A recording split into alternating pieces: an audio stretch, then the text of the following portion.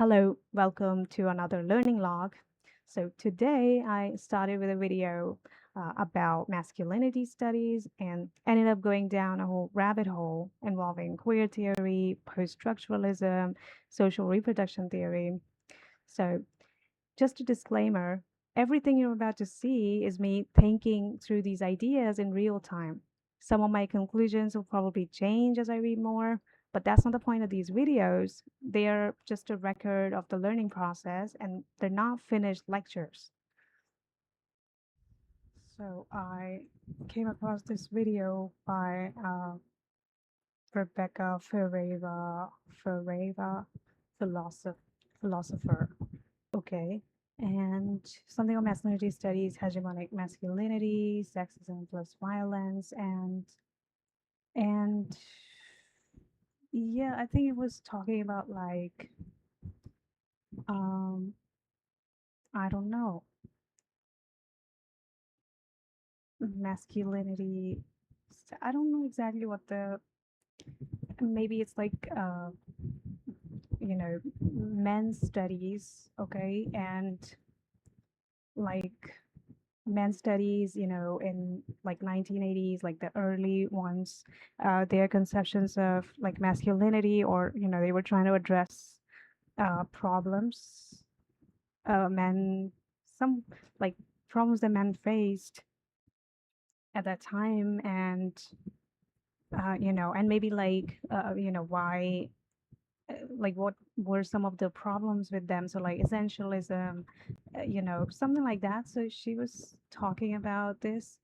And yeah, there was like one thing that she started with like men's movement, okay? And so first one, Mythopoetic men's movement. And yeah, so it writes it like, Mythopoetic men's movement. Uh, it was like in reaction to second wave feminism, and the aims were, liberate men from modern constraints which just feminize them, get men in touch with their true masculine nature, enjoy powerful transcendent communal experience, psychological, spiritual, self-help, something like that. And yeah, so it kind of maybe like it's showing like what were maybe the problems with these movements, okay, in terms of like we're talking about sexism, and like this is gender philosophy, I guess. So I asked some questions. I talked like what is mythopoetic men's movement, and I don't see anything about like about basically they're trying to get like liberate men from modern constraints, just feminize them. Like I don't see any feminine or yeah, like a feminine word doesn't come here at all. It's saying that it is like a men's personal development movement that became especially influential in this time, and it encourages men to explore emotional growth, identity, and maturity through myths, storytelling, rituals, poetry, and group work, something like that. And yeah, like this emerged partly as a response to changes in gender roles and expectations of masculinity. Okay, the perception that many modern men were disconnected from their emotions, fathers, communities, and sense of purpose. Okay, the popularity of depth psychology, especially the work of Carl Jung. So like she did talk about Jungian men's movement. I didn't really watch the video. Like I am probably just watched till this point, and I think I didn't watch it well. So anyway, I asked the questions, but like what she's saying here that talking about like modern constraints have feminized them, and it was like trying to liberate them from it, and like get men in touch with their masculine nature. I don't see that in here in this answer. It's just talking about like changes in gender roles and expectations of masculinity. It's not talking about feminism at all, just changes in gender roles. But we know that why would there be changes in gender roles? Well, there were always changes in gender roles, but I think at this time, especially, it was because of, feminism, the movement, right? And yeah, gender roles still changed because, women became more involved in just economic activity, like they were getting paid now, they could also join paid work. And yeah, like women weren't just constrained to, home. And even that, I think like that is a new thing. Women and men probably in the past, especially in agricultural societies, worked in fields outside their homes, probably. And it wasn't exactly, anyway, I think it's more complicated than that. And like, we know that this paid work thing, especially in the way that we see now, uh, paid work, okay, like that is a new thing, in history. Like it's only maybe like 2 3 centuries old, or even less than that. And yeah, something like that. So anyway, this is saying like it was changes gender roles and expectations of masculinity. Yeah, and then modern men were disconnected from their emotions. So I like, this is weird. So I think masculinity, especially if it's like something feminine, like emotions and like all of that stuff, I think people think that that is feminine. So anyway, it is like that. And it's saying like, one of its best known figures was Robert Bly, whose book Iron John became highly influential.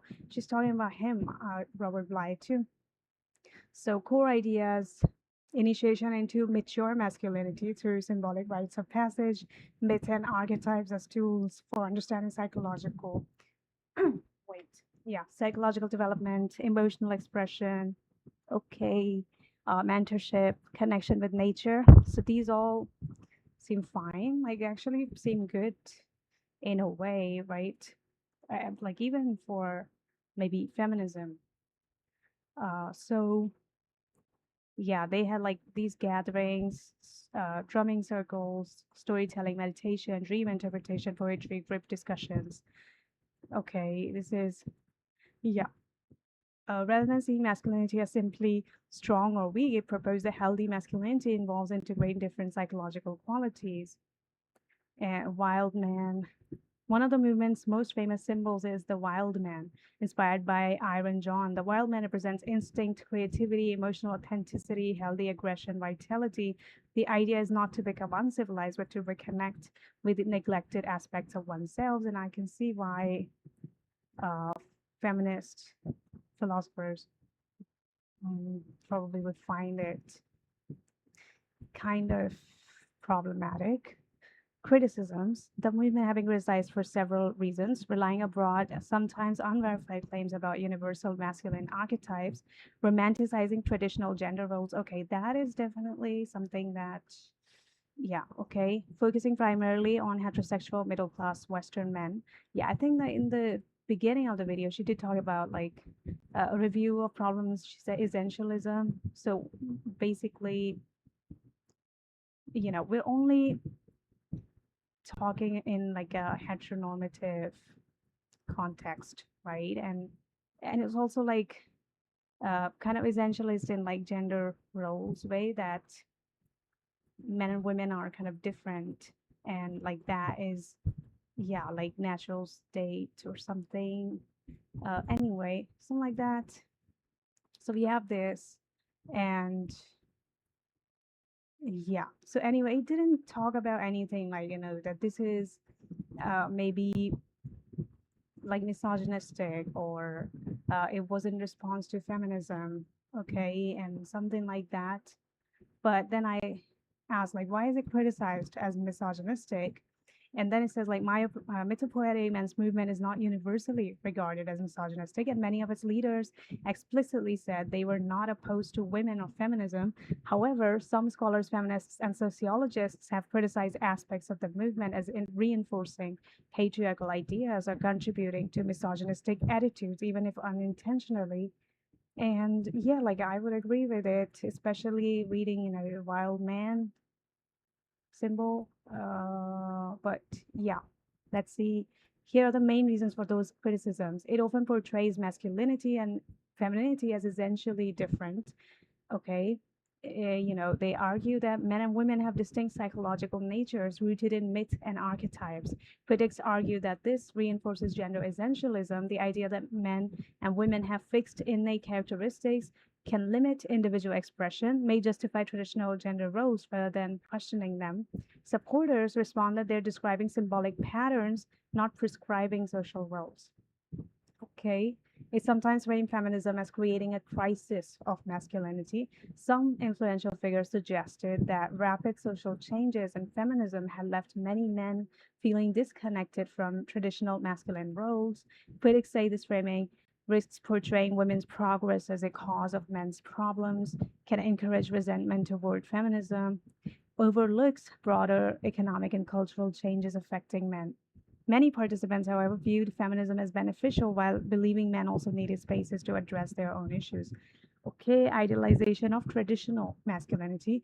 The movement often celebrates qualities such as strength, leadership, courage, protectiveness, healthy aggression. Critics argue this can romanticize patriarchal ideals or exclude men who don't identify with those traits. Supporters counter that these qualities are meant to be balanced by compassion, emotional openness, and responsibility. Limited engagement with women's perspectives, the movement primarily focused on men's inner lives and often held men-only retreats. Critics say this sometimes lead to echo chambers, simplified portrayals of women as symbolic figures, the mother, the anima, rather than as individuals, insufficient engagement with feminist scholarship. Okay. Some followers adopted more anti feminist interpretations.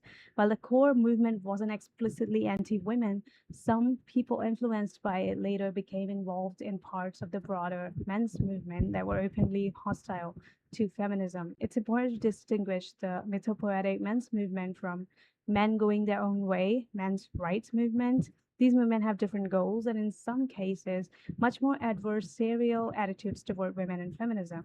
Was it actually misogynistic? This is debated. Okay, so it's saying that whether it was misogynistic or not, like this thing is debated. Okay, many historians describe the movement as seeking emotional healing for men, encouraging vulnerability and father-son relationships, opposing rigid macho stereotype. At the same time, critics argue that its reliance on archetypal gender differences and nostalgia for traditional masculine roles can reinforce unequal gender norms. So a balanced assessment is strongest criticism. It can be gender essentialist and sometimes insufficiently attentive to feminist critique.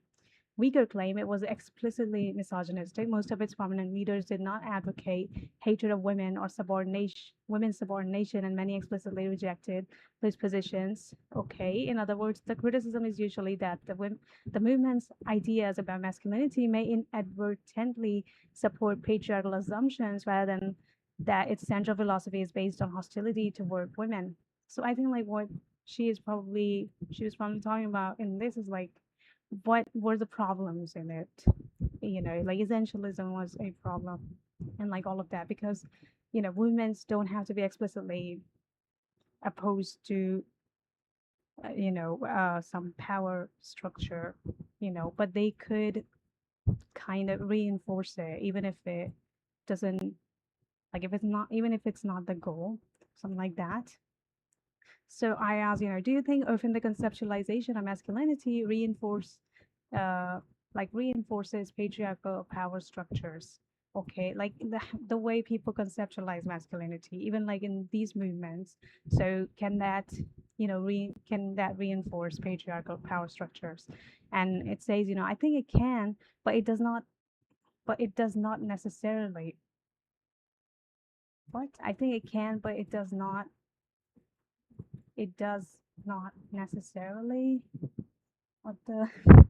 This is hard to get center anyway. Like it can, but not necessarily, right? That's what it's saying.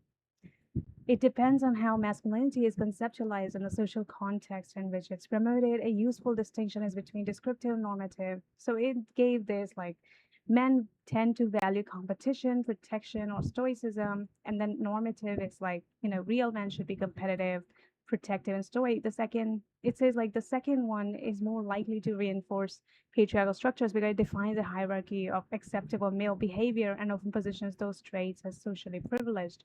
So it said like this is a descriptive conception of masculinity, like it's just describing what is actually true, that like many men tend to value these things, but normative is that real men should be competitive. Like it's saying that this is how men should be. And it says like the second one is more likely to reinforce patriarchal structures. And I kind of disagree with this, okay? How masculinity can reinforce patriarchy. Many feminist theories argue that masculinity becomes part of patriarchy when it is associated with authority over women, emotional dominance, breadwinner status as a source of power, physical strength being equated with leadership, heterosexuality as the only legitimate expression of masculinity, devaluing traits coded as feminine. Okay, like society rewards assertive men with leadership positions while penalizing assertive women, then masculinity is intertwined with patriarchal power rather than simply being a neutral identity. But masculinity isn't inherently patriarchal. Other scholars and psychologists argue that masculinity can be reconstructed around values that don't require domination, such as courage without aggression, responsibility without authority, protection without control, emotional resilience without emotional suppression, leadership through service rather than hierarchy. Yeah, this is a direction many contemporary men's groups attempt to move in.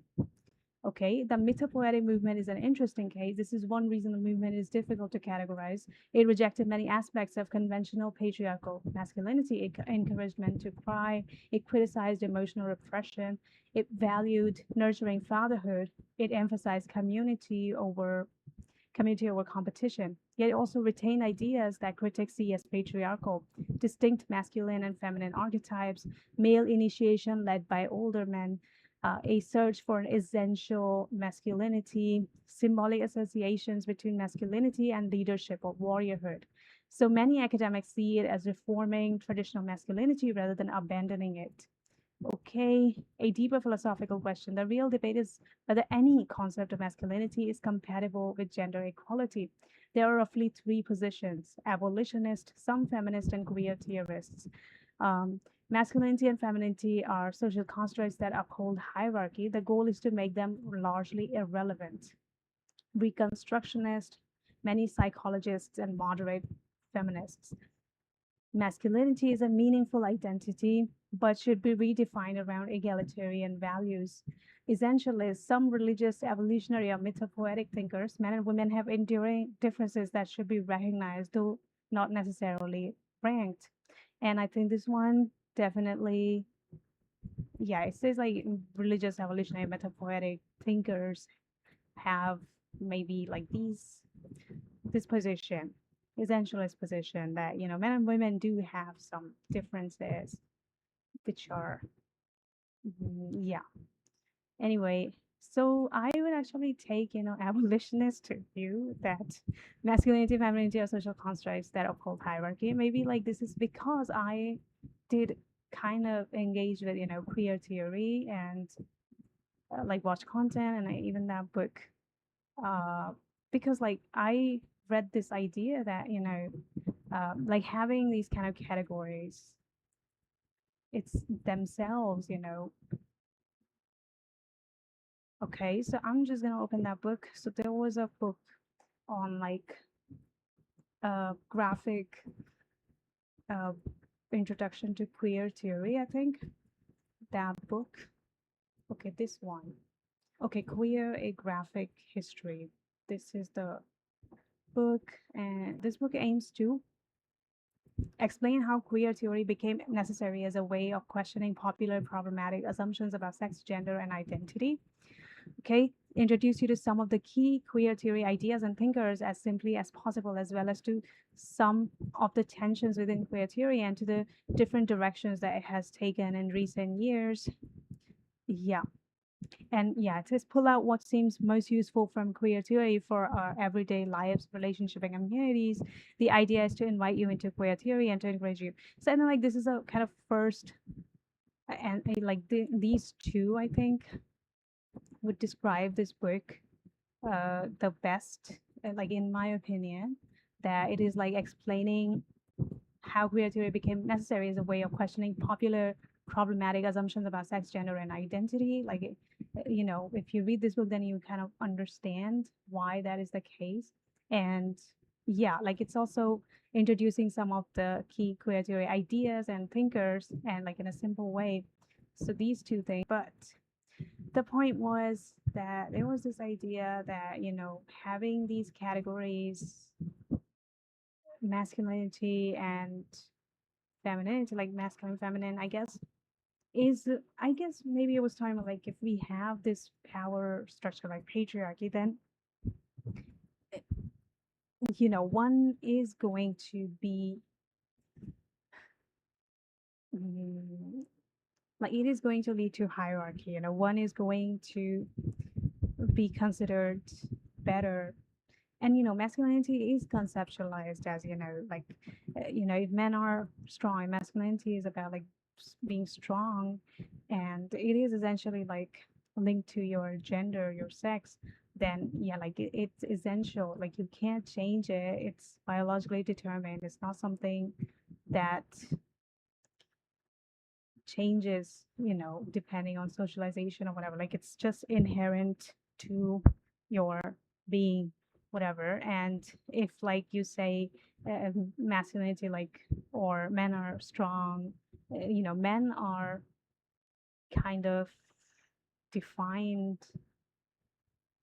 by their strength, their, okay, whatever, they are leaders or whatever. Then the other category that is not masculine, okay, that are not men, then that is going to be the opposite. Like if men are strong, then the other category is going to be weak. Like these categorization, like it's not neutral. And you can't say like men are strong, but it doesn't mean that women are weak, or like men are going to be, men are dominant and women are submissive. Like it doesn't mean that women are going to be submissive. Like men are dominant, they dominate.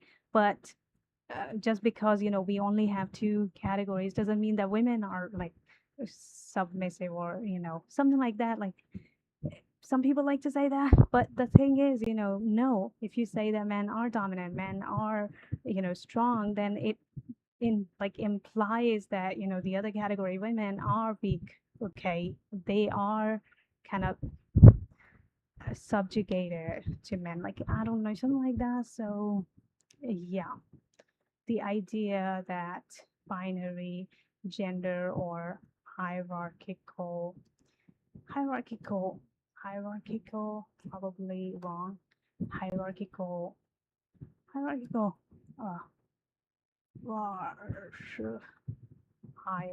hierarchical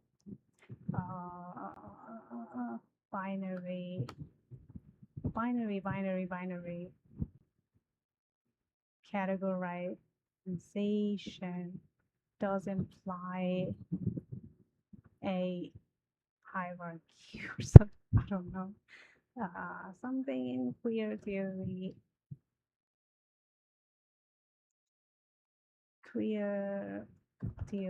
That if we have one gender described by their strength or being strong, then that necessarily implies the other is weak, something like that.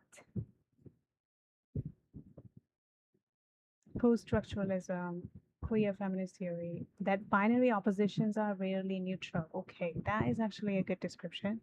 Binary oppositions are rarely neutral. They tend to organize concepts into a hierarchy where one term is treated as the norm, superior, or primary, and other is defined in relation to it. Yeah. Like the thing about norm. So something like that, post-structuralism. Yeah, they reject the idea of any single universal absolute truth. This was like one of the things that I actually liked.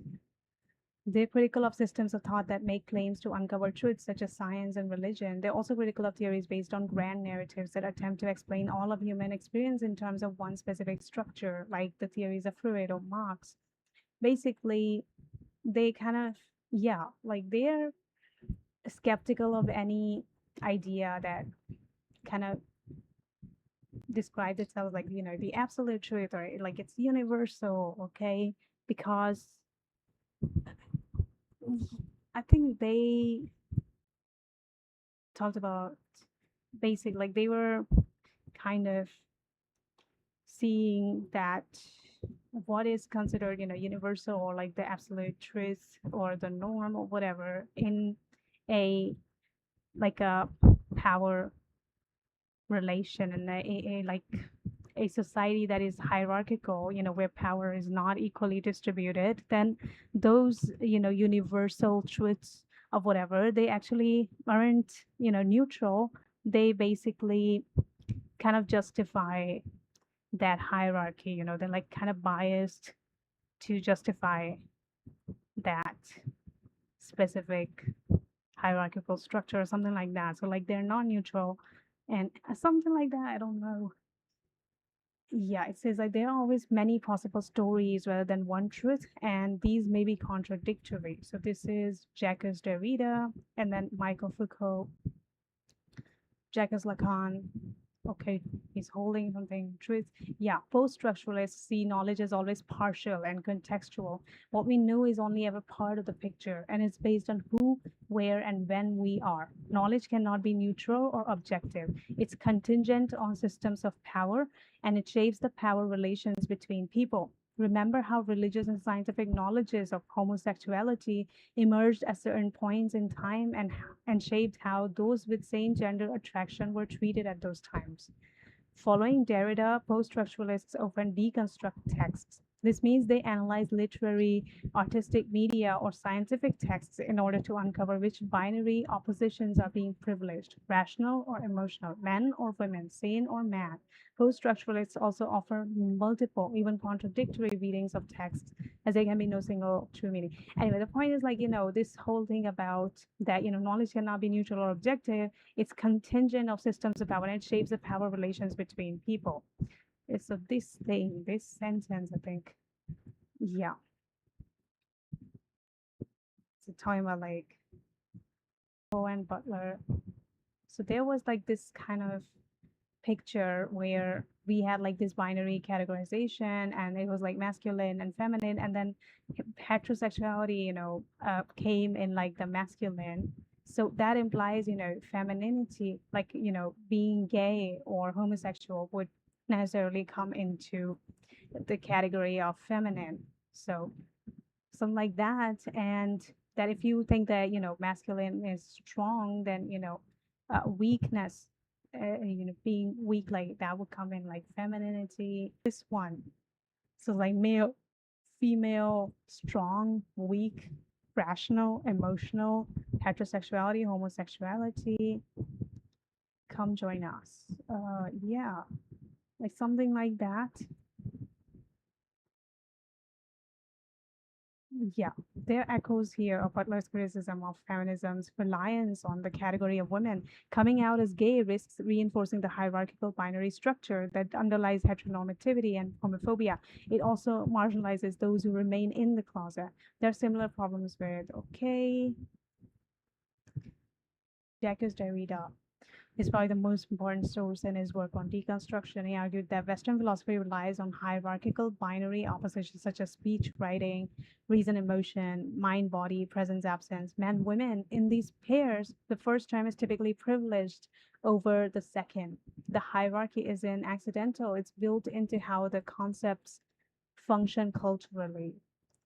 I guess like it's basically implying that having a binary, like binary oppositions are rarely neutral. Like that's the whole point. So if men and women is binary, then one of them is superior. Okay. Something like that. Similarly argues that women is often constructed as the other of men rather than as an independent category. Yeah. In The Laugh of Medusa, Huxley discusses masculine and feminine as one of these hierarchical binaries. She lists many paired oppositions where the masculine side is culturally valued over the feminine. Okay. And, Judith Butler also critiques the assumption that there are two natural fixed genders. Butler builds on these post-structuralist ideas to show how the binary itself is socially produced. The claim is not necessarily that any logical binary must entail hierarchy. Rather, these theorists argue that in many social and cultural contexts, binaries become hierarchical because one term gains meaning through contrast and dominance. If man is culturally associated with strength, rationality, and activity, then women often becomes associated with weakness, emotion, passivity, not because these follow logically, but because the binary is organized around opposition. This is sometimes called markedness. One category is treated as the default or unmarked term, the other is marked as different. The result is that positive attributes attached to one side often imply the absence or opposite in the other. Is this a logical necessity? Different theories would answer differently. Derrida, hierarchical binaries are characteristics of Western metaphysics, but they can be deconstructed. The hierarchy is not inevitable. But the gender binaries are contingent social constructions, not natural facts. Structuralists emphasized binary classification, but post-structuralists argued that these classifications are almost always entangled with relations of power. Binary categories in culture frequently become hierarchical because one term is defined as the norm or positive pole, while the other is defined through exclusion, lack, or inferiority. Yeah, so this one idea, something like that. And like that's why, suspicious of this binary essentialism of men having certain qualities and traits and women others, because it would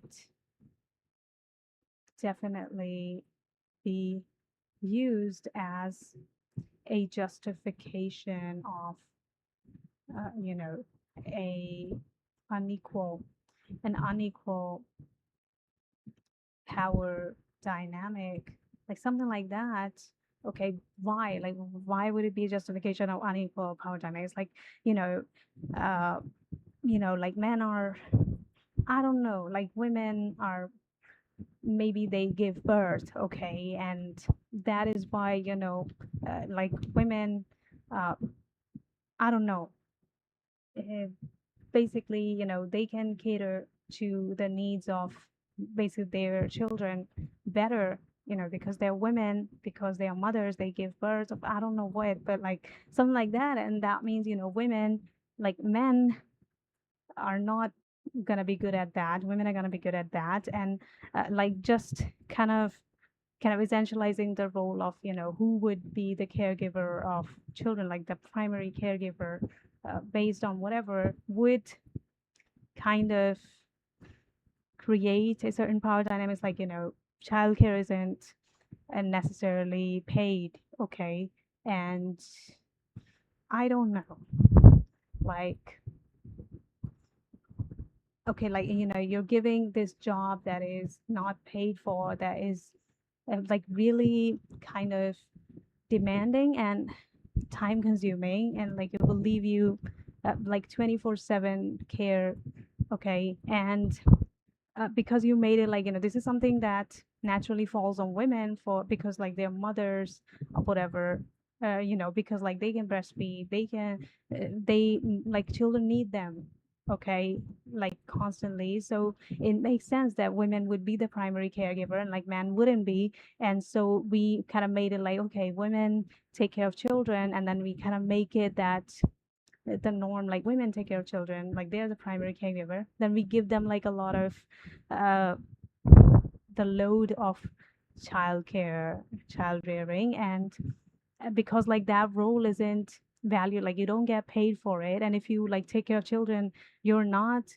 gonna have money, you won't be able to afford anything, okay, and so you need to depend on a man to kind of earn money to pay for like food and house, because you need that in this society. So like that simple thing of women being the primary caregiver would kind of create an unequal hierarchy.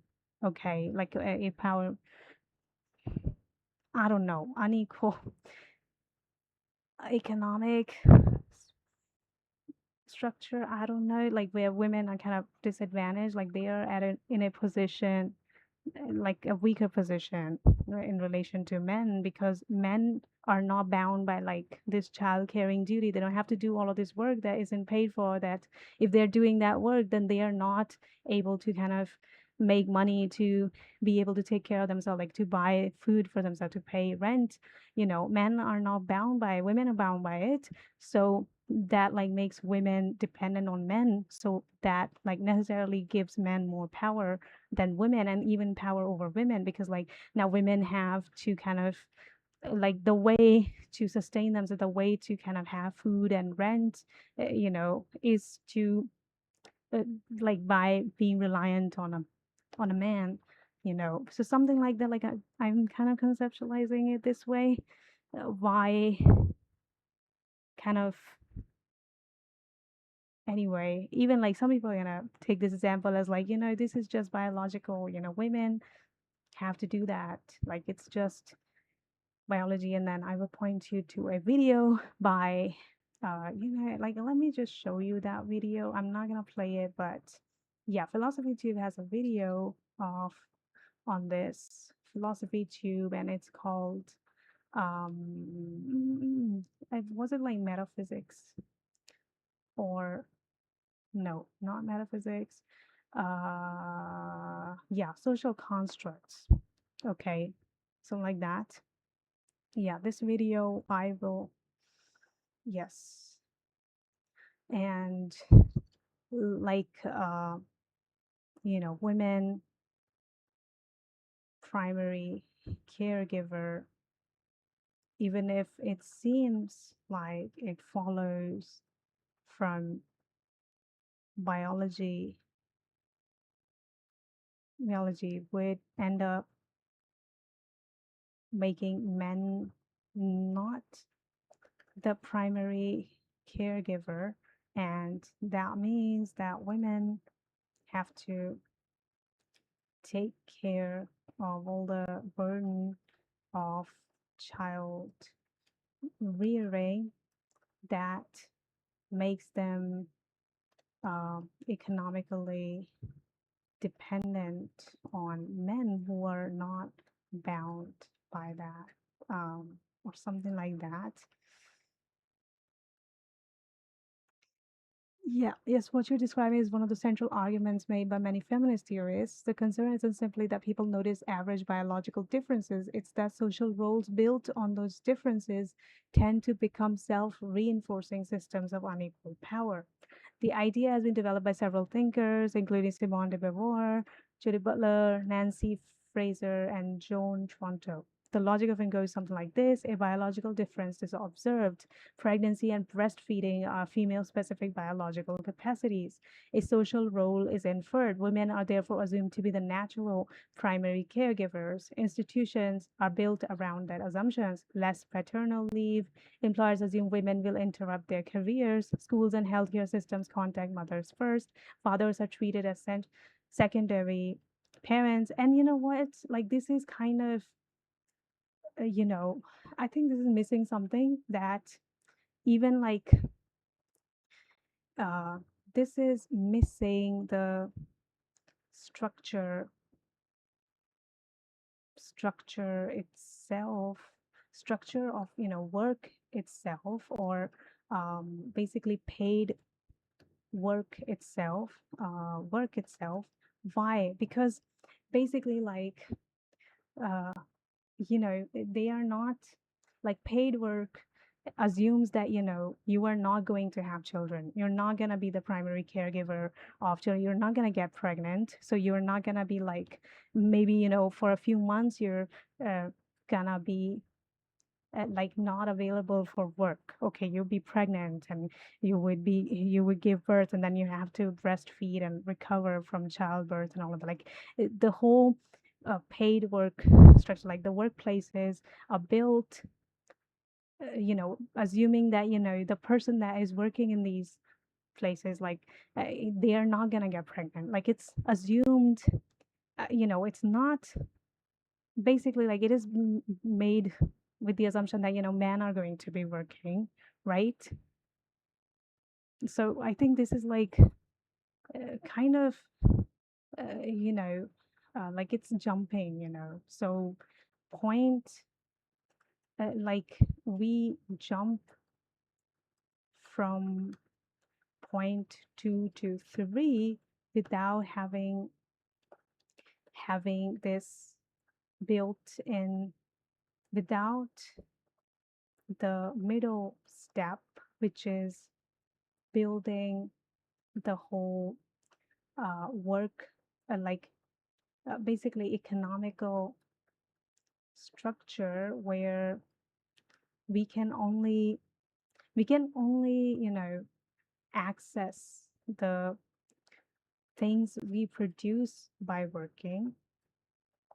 Okay, because like why do we work? Because we need food, we need to have housing, right? We need to actually build house to have them. Okay, and like you need to kind of maintain them.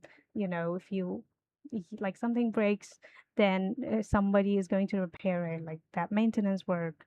What are we doing? We're doing now, we're just trying to sustain all the services that we need in our lives, and that is also sustained when we all work. Okay, and I would say like childcare is part of that. Pregnancy, breastfeeding, giving birth, taking care of children is also part of that. Okay, I think people have like really, so yeah, like people have really separated production and reproduction. And basically like reproduction is considered not work, it is not paid, it's something that only women do, and they're not compensated for it. And I think it probably like a lot of people have talked about it, like feminist theories probably, because anyway. So yeah, I think I've made the point clear. So whole economic structure where we can only access things we produce by working, working, uh, working in a workplace that pays you for that work. People that really separate, I don't know where that fits, but yeah. And that workplace assumes that you are not going to get pregnant and give birth and give birth and have to recover from birth and breastfeed and be, yeah, like it does say that uh like women are natural primary caregivers. So after that, basically like, okay, breastfeeding is something women only can do if maybe you can have breast pumps. Only women can use breast pumps, and but like if you use breast pumps, like somebody else can feed the baby, right? Or people can feed formula to babies, and I know that breast milk is better for babies because it has all the antibodies and everything. So anyway, the point is like basically other things except from that.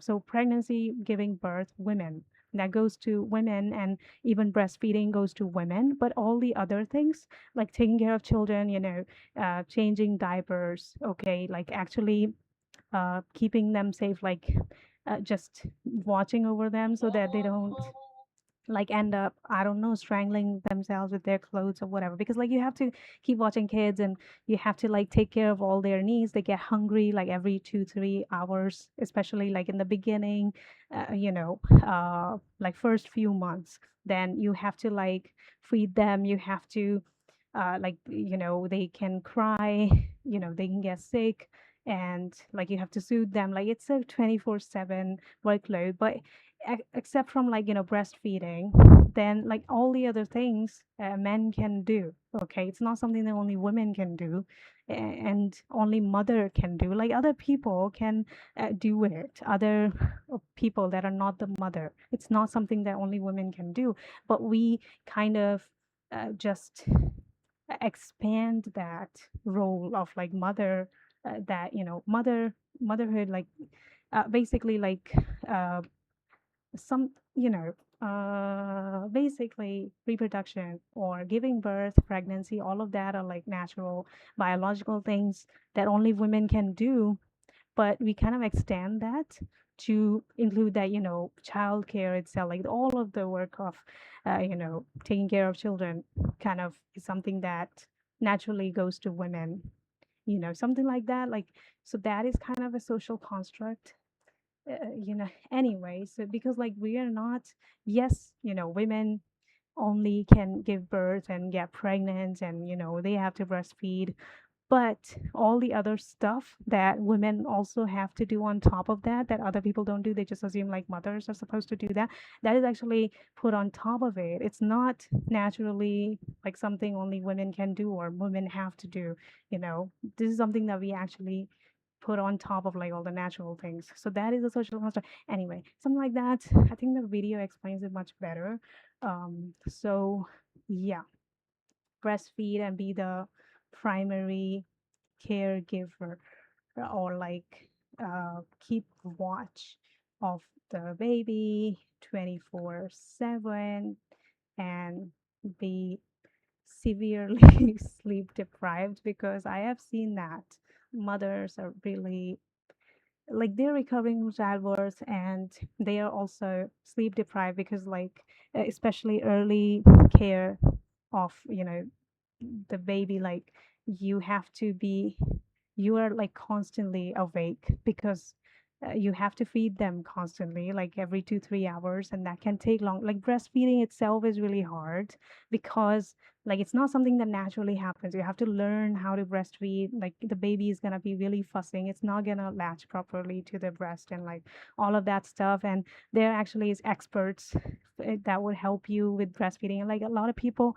uh, have trouble with that, like the babies are not gonna gain weight. And I don't know, there was even a whole course. I didn't watch the whole course, but there was a course like maternal infant child nutrition. Oh, sorry, young child nutrition. Yes. So this course, and they were talking about like, yeah, the first 1,000 days. Um, anyway, so they saw like basically babies, especially in India, they weren't gaining as much weight, like they were stunted, they were malnutrition, and they saw like that was because they like breastfeeding is actually hard. There's a certain way that you do it, that you have to learn to do it, like so that your baby kind of feeds well. And they basically, I think they had like this intervention for like babies that were less than 2 months old.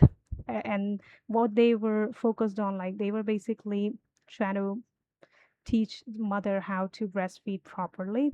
So that, and that intervention actually, like when they actually taught, how to breastfeed properly, like something like that, then they saw like uh, those babies, like they kind of gained healthy weight. These were babies that were like severely kind of malnutrition or stunted or whatever. So something like that, like breastfeeding isn't something natural, okay, that you're just gonna be able to do it. Like it can be really hard. Some people can have, like a lot of people have trouble with that. Anyway, the point is, this is not something natural, and like it's pretty difficult, and mothers are sleep deprived because of it. And sleep deprivation, like if you're sleep deprived, then you're not going to be able to do all of the things that are required for a mother to do, like possibly, like properly. And that's why a mother, like basically the whole job of raising a child shouldn't come solely to the mother. I think that raising a young baby, like infant, is not something if one person can do, okay? Like you actually need more than one person to take care of a child. Like it's a really uh let's say what do you call it, intensive, no, yeah, like it's not one person's job. It's something like you need more people, one person can't do it. okay? But people still like leave just the mother with the baby, and then they criticize her for everything that goes wrong with like, yeah, like maybe they're not able to breastfeed properly because it's hard. There's a learning curve, and you do need experts, okay, to help you. And there should be, consultant for breastfeeding so that you can kind of figure out how to do it, okay? And like it's hard. Ugh, and like babies aren't, some neutral uh, dolls that, you can just kind of make them do whatever you want. And like they fuss a lot, they cry, you have to soothe them, you can't just breastfeed them. uh, I don't know, like it's hard work, okay? And it's not one person's job because it's like constant 24/7 care, and people need to sleep, they need to rest, they need to eat, they need to go to the bathroom. And that's why like it's not a one person's job. You should at least have like two shifts, or probably three. So three people doing, we should have three shifts in a day, like taking care of that child. Or like maybe like at least there should be breaks, and there should definitely be time to sleep, like a proper 8 hour sleep, because mothers also need sleep. They can't just function suddenly, like human beings can't just suddenly be okay with like not having 8 hours of sleep. Like mothers, especially like in the beginning, can maybe only get like 2 or 3 hours of sleep because of how intensive and frequent, like constant that mm, care, childcare is in the beginning anyway. So yeah, basically anyway, and be severely sleep deprived.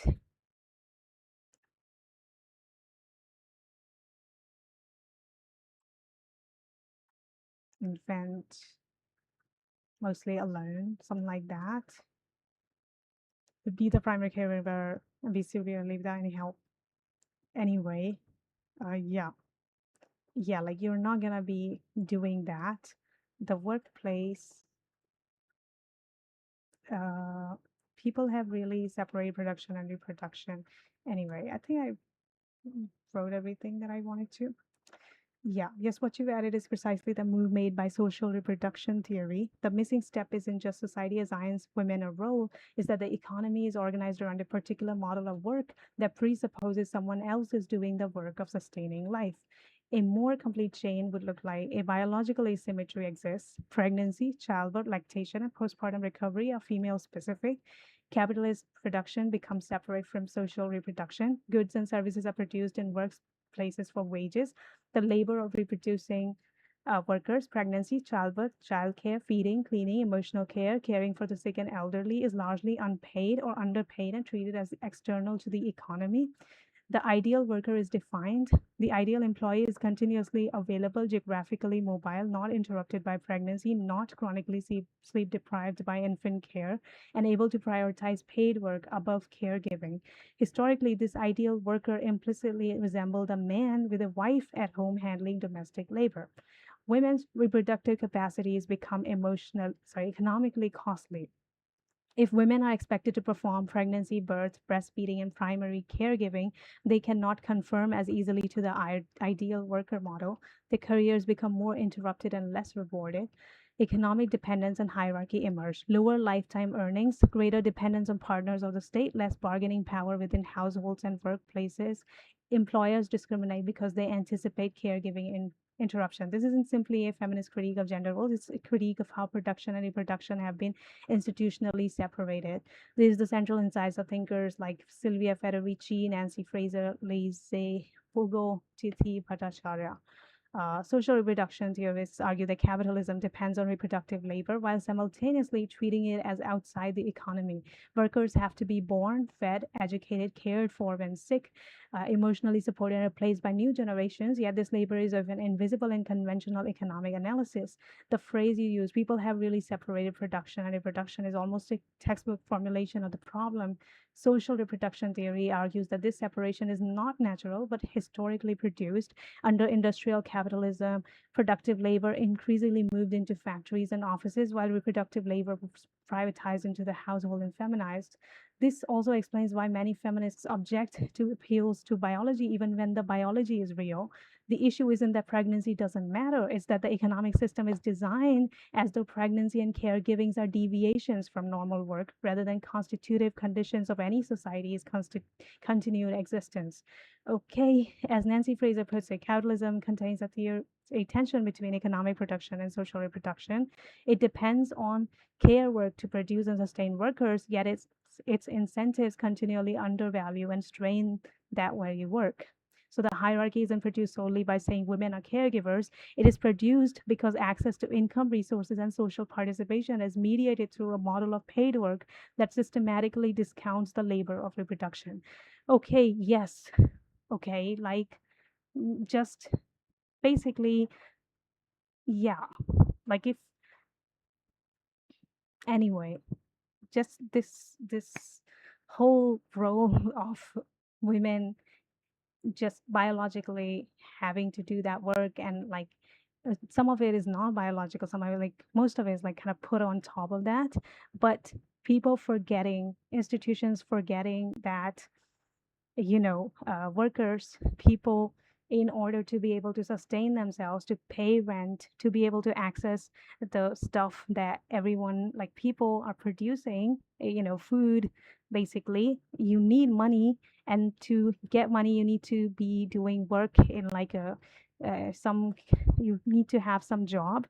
They forget that, like, if you're pregnant, you were taking care of someone, like a child, you're giving birth.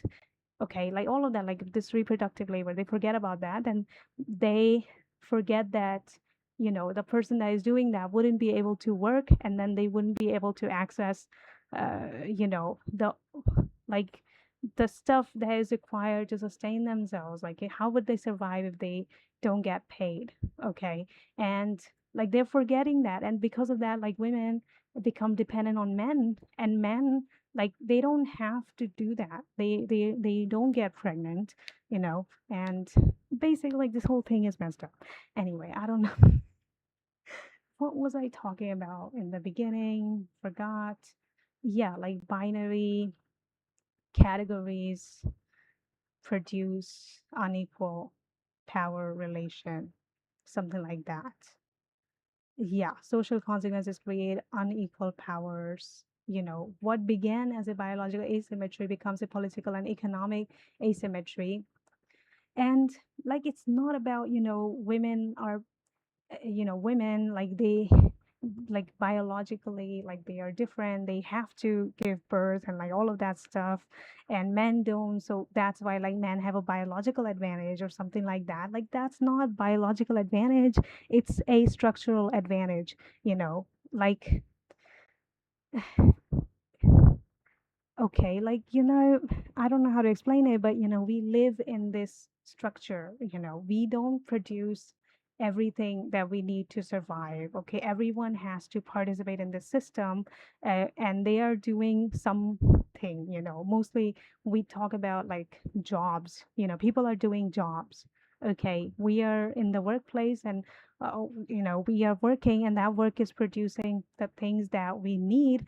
And you know in order to access the things that, all of these people working on producing, we need to have money. And the way that this whole structure is organized is that we can only access it, like, we need to have money to be able to buy the things that are already produced.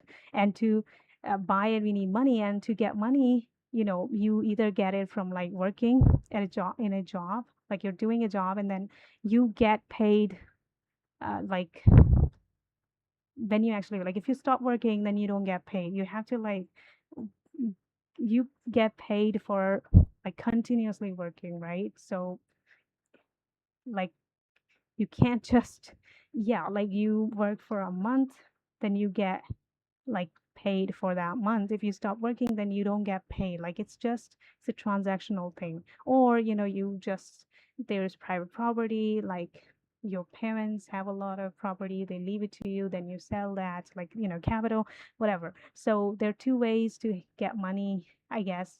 And most people are not rich with, like, a lot of property and capital that they can just sell. So we have to work. And so we are in the system where we are all kind of producing things as, like in a community, we can't just survive alone. Men can't just, because they're men, they can't just like do everything. Okay, like they can just have food and housing and like all of that, like electricity and all. Like we depend on everybody else to also work in this structure to kind of have those services available. And so even like a man, just because he's a man, can survive in this world. Okay, like that's not it. We are really interdependent because of the way that we have organized like work and production and all of that stuff.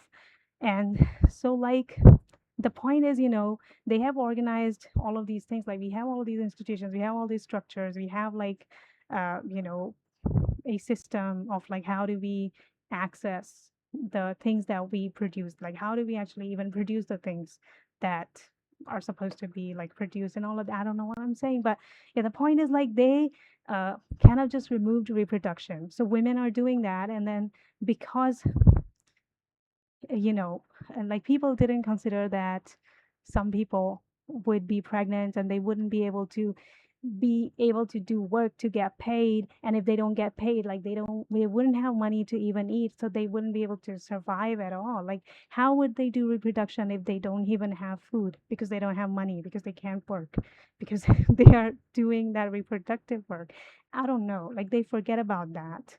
Okay, and because of that, women are like they have to kind of depend on men to take care of them, to make them like be able to survive at that time, like to provide for them. So this whole structure is kind of making women dependent on men, or weaker. Okay, uh, like this could be different. Maybe we could have some kind of other system, right? Maybe like in some countries, they actually pay women, right, to like there are paid maternity leaves, all of that stuff, and that is necessary. Okay, you can't just assume uh, like there is marriage. I guess that people thought like marriage was a solution to that. Men, your husband would provide for you when you are pregnant, and like doing all that childcare work and all of that. But that actually creates an asymmetry, unequal power dynamics, because you are kind of dependent on another person. And if you are dependent on another person for things you need to survive, like then they have a lot of power over you. Because anyway, whatever. I think I kind of explained the point. But yeah, like people can say that, this is biological. Women get pregnant and that's why they have all those problems and men don't. So it's like a biological advantage that men have. No, it's not biological. Okay. This is a social construction. Okay. This is like, anyway, that's what I was saying. But we were talking about like categories and that something like that. I don't know. Yeah, we were reading these things, and yeah, I even asked it like, why wouldn't a descriptive claim like many men tend to value competition, protection, or stoicism not be a result of patriarchal structures and also reinforce those structures? So anyway, I think like because I have read some books, and so I know like even these kind of claims, they they're kind of justifying an over like a power structure that we already have. Okay, so yeah, so anyway, so descriptive claim can be true because of patriarchy. Anyway, so I was talking about that, and it said like we can't just forget research too. Like if research finds some average difference, like that men have higher interest in physical competition and women report higher interest in like interpersonal caregiving or whatever, then like we shouldn't just suppress those findings because they could be misused. Would that would be poor science. Like if we find something, some kind of difference between men and women, then we shouldn't just hide those findings just because like those can be misused. Okay, so it says something like that, and then I said like, do you think somehow this statement is forgetting sociology? And I say it's like, I think your concern is legitimate one, And he say the statement as written can be read as underplaying sociology because it jumps from observed differences to the defense of reporting them without emphasizing that sociology is often interested in why those differences exist. Sociologists might respond, of course, we should report the findings, but why assume they're evidence of stable preferences rather than the outcome of lifelong socialization, institutions, and power relations? For example, if research finds that women report greater interest in caregiving, sociology would ask how were girls and boys raised differently? What behaviors were rewarded or punished? What economic incentives shape career choices? How do media representations influence aspirations? How do workplace policies affect preferences over time? In other words, sociology often treats preferences themselves as social phenomena, not as individual traits. Something like, this is not some biological thing, something essential, that we can't change, something about men and women.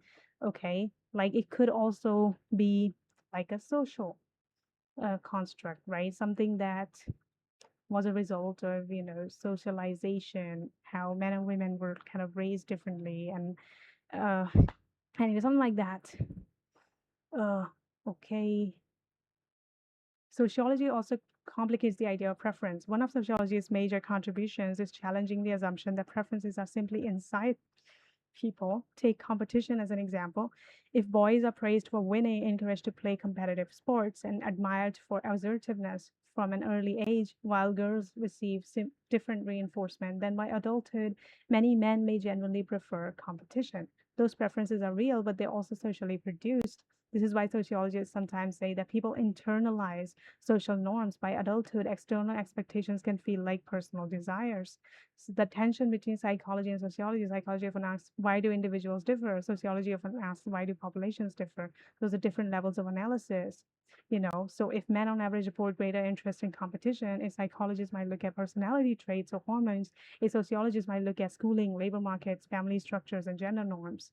Okay, something like that.